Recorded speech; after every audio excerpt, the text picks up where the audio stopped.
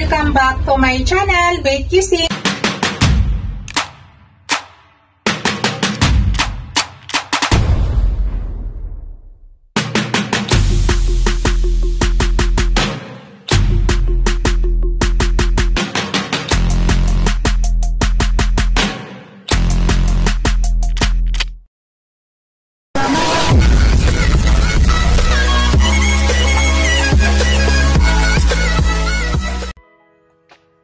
Hello guys! Today's video guys ay magluluto ako ng fried chicken. Nakakaiba siya ngayon guys kasi ang gagawin natin sa chicken ay ilalaga muna natin. Ito yung chicken ko guys. Gamit kong chicken is leg at saka thigh part. At ginuhitan ko siya ng ganyan, magkabilaan para madali po siya maluto yung inside. Iwasan natin maging bloody yung ating chicken. Yan. Yan po yung ginawa ko sa lahat ng chicken guys. Ginuhitan ko po yan para pumasok agad yung ano dyan. Ang una ko gawin guys, ilamasin ko muna or i-marinate ko saglit sa turmeric powder, ground black pepper, at saka asin. Bago ko siya ilalaga. So, ang gawin natin guys, lagyan muna natin ng asin ngayon. Kailangan mailamas natin maigi guys para manuot yung lasa sa loob. Bago ko siya ilaga. Ilaga natin ng mga 20 minutes lang guys. Bago natin siya i-fry. Mamaya after laga guys, mayroon din akong ilalagay dito bago ko siya i-fry.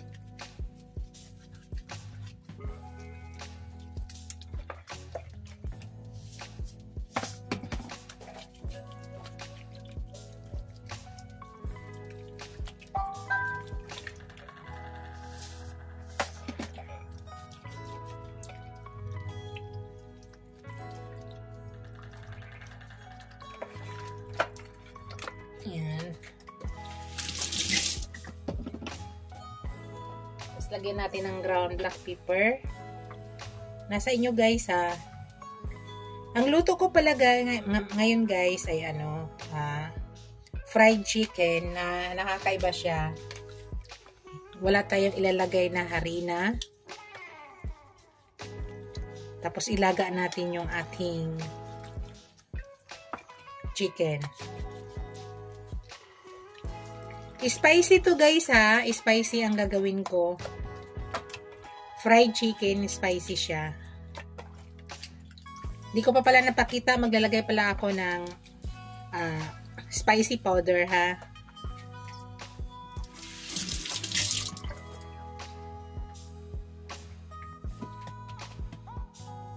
Yan. Ito yung spicy powder natin guys. Maglalagay na ako.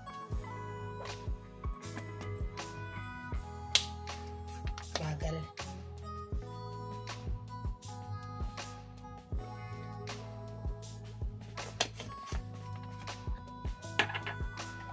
Lagyan na natin guys para habang nilalaga natin pumapasok na yung lasa dito.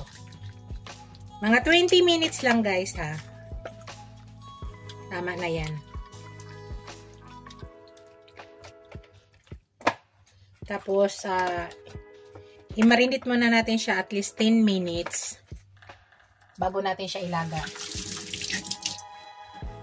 Tapos maglagay ako ng turmeric powder.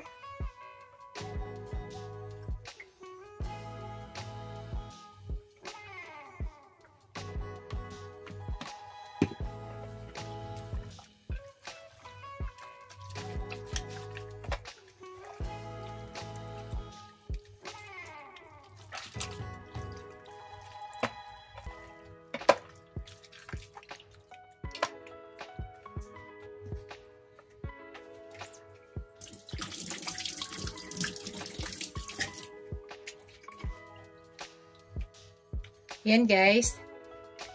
After 10 minutes guys, pakita ko sa inyo kung anong ginagawa ko pag nilalaga ko na siya. Hello guys. Ito guys, nagpainit na ako ng tubig. Ito yung pagpakuluan natin sa atin. Ito yung paglagyan natin sa ating chicken. Yan. Pakuluin ko muna guys bago ko siya ilagay. Hintayin muna natin kumulo yan guys.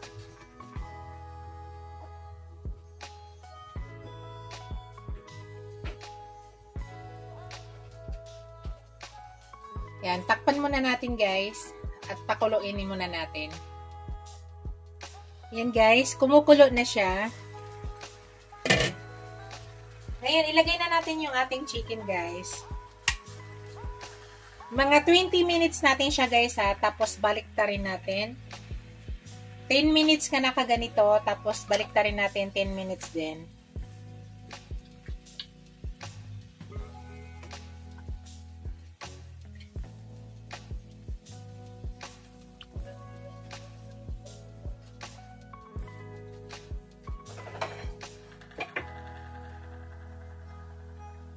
Takpan ko lang muna guys. After 10 minutes, baliktarin natin.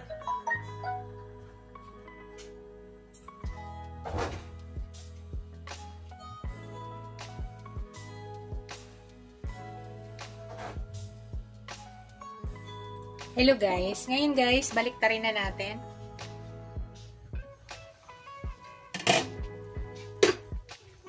Kita nyo guys. Baliktarin na natin siya guys. Kaya yung reason guys kung bakit ko siya inislicean yung mga gilid-gilid para pumasok yung lasa sa loob agad. Same time, hindi maging bloody yung loob. Kasi makapal yung chicken natin eh. So, another 10 minutes ulit guys. Takpan natin. Then, i-remove na natin after.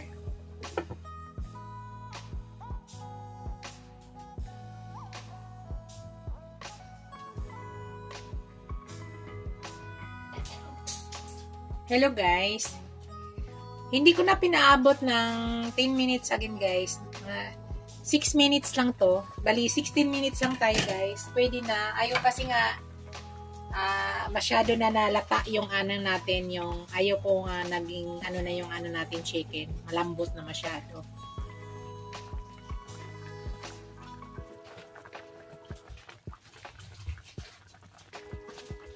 So, yun. Ang gawin natin, remove na natin, guys. Patayin muna natin yung ano. Tapos, remove muna natin yan. Patuloyin natin, guys. Tanggalin ko lang muna siya dito. Tapos, patuloyin ko.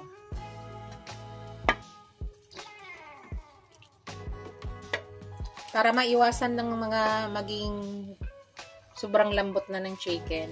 Hindi na maganda yung texture niya.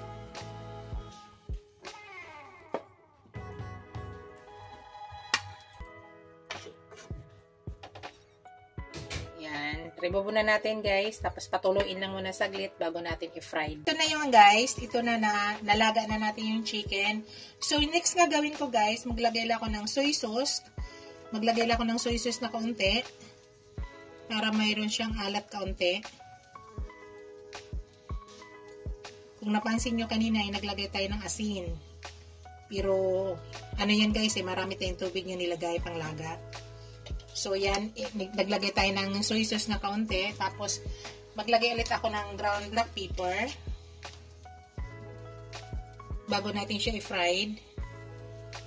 Tapos, dahil spicy yung ano natin, recipe, maglagay ulit ako ng spicy powder.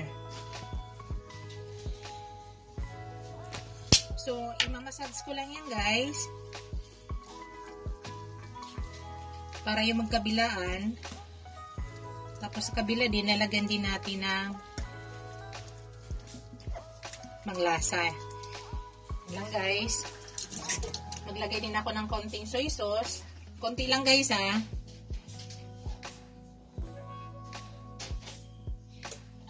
Para lang may lasa siya.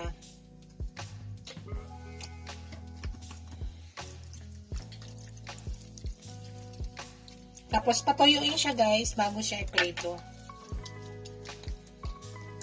So maglagay ulit ako ng ano.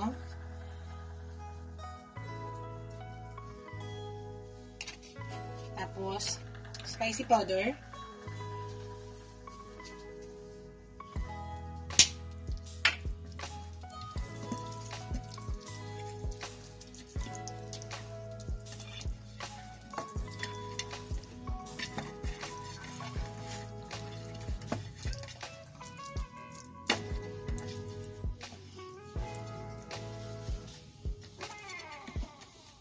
Yan. Ipa-absorb lang muna natin ng mga 5 minutes guys. Tapos ipa-fried na natin. Yan guys. Nagpainit na ko ng pan.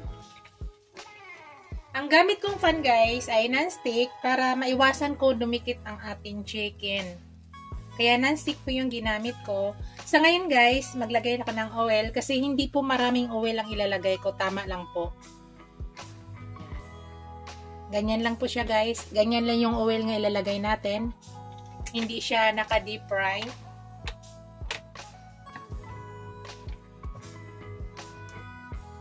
Hintayin lang natin yan guys ng uminit. Tapos ilagay na natin yung ating chicken. Ganun na siya ka-easy guys. So ang ginawa ko guys, pinatuyo ko yung chicken muna.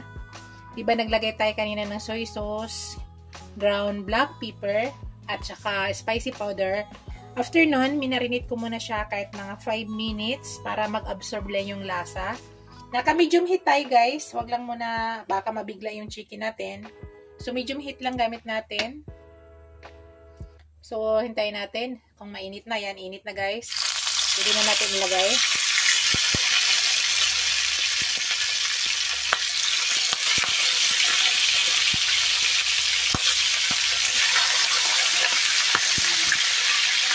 Pagkasyahin ko guys, para sabay-sabay na luto.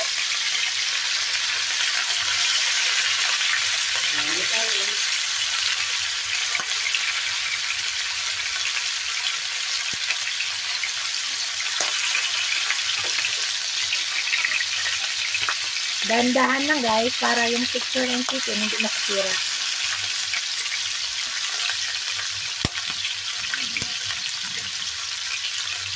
Yan. Pinasya ko guys para isang lutuan.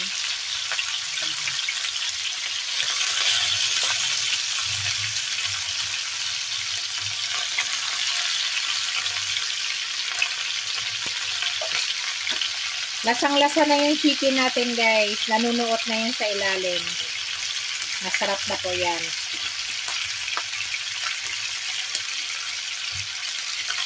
So, nakita niyo yung oil nga nilagay natin guys. Hindi ganun karami. I-stick natin kung pwede na natin baliktarin. Yan, baliktarin natin guys. Yan. Madali na lang siya lutuin guys. At saka napakalambot na ng chicken natin. Para maiba naman guys, hindi siya, wala tayong harinang nilagay. Subukan nyo to guys, masarap. Nilalaga muna yung chicken.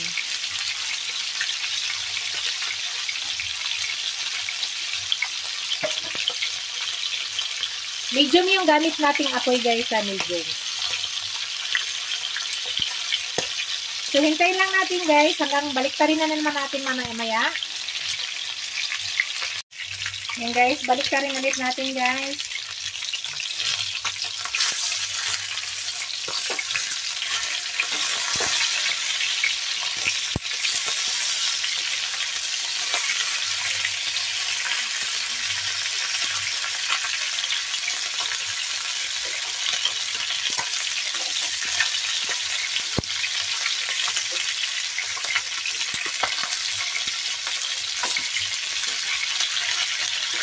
Hindi siya natalsik masyado guys dahil nga pinatuyo natin yung chicken natin bago natin nilagay.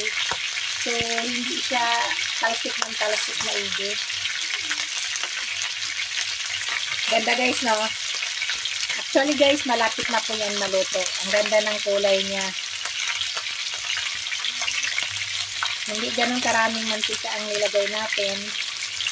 At promise guys, lasang-lasa na po yan sa loob.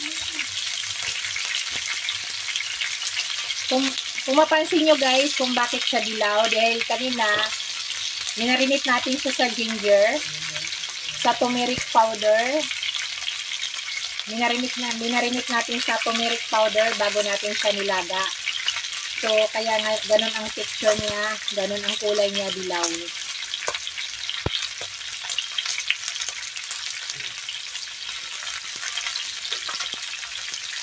So, ang ganda ng, guys, ang ginagawa ko yan, guys, yan.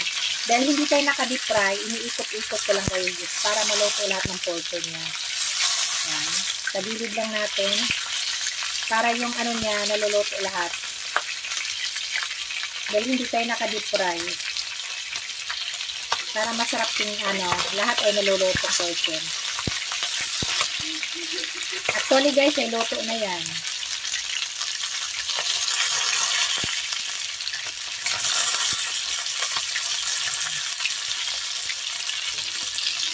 Ang bango, guys, promise. Yan. Yung isa, luto rin natin yan.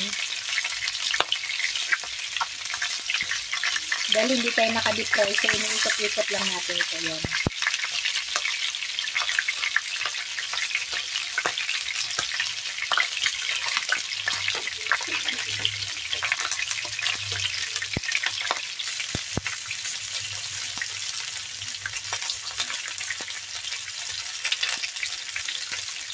Subukan nyo, guys, yung ganitong luto ng chicken.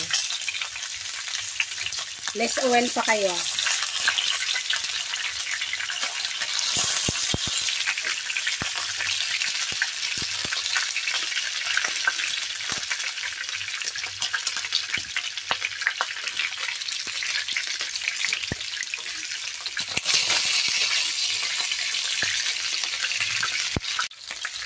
Yan, guys. Luto na yan, guys. Yan. Luto na po yan. I-remove na natin yan, guys.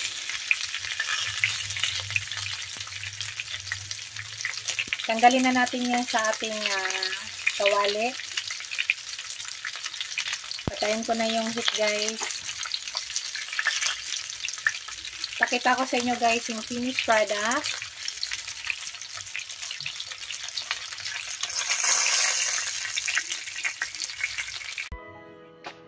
Hello guys, ito na yung ating finished product.